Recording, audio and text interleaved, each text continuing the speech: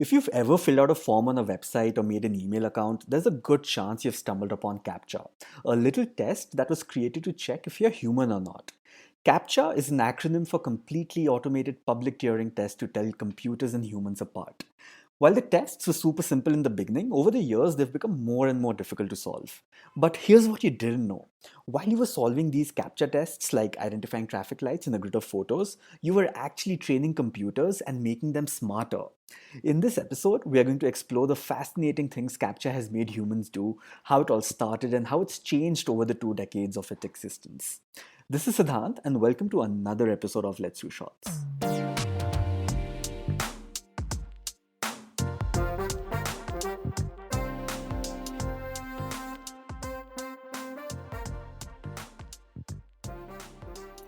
In the late 90s, the most popular search engine was not Google or Yahoo, but Alta Vista.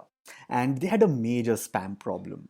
To prevent bots from spamming their search engine, Alta Vista added a simple task to their form, which could be answered correctly only by humans. What was the task? Users were made to identify a piece of warped text in order to submit the form. This is the very first time CAPTCHA was used to differentiate between bots and humans. Let's move slightly ahead in time to the turn of the century. In 2000, Yahoo was absolutely frustrated with bots extracting millions of email accounts from their servers. They too needed a test that could distinguish humans from robots and filter out the army of spam bots pretending to be people.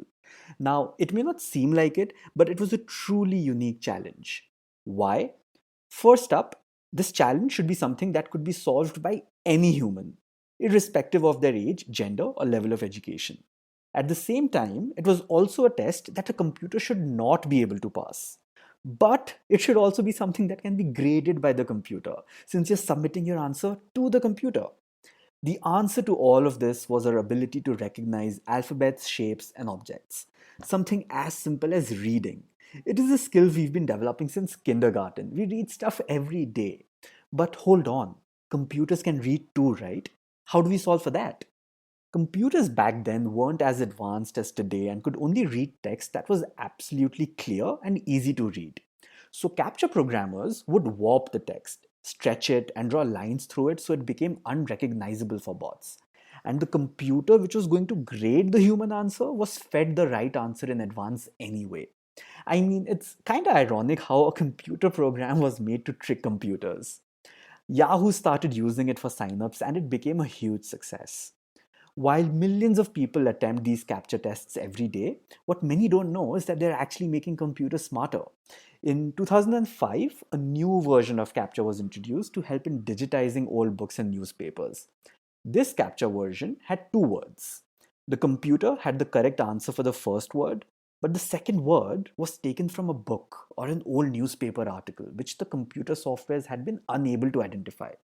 If the person got the first word right, the computer assumed that the user got the second word right as well.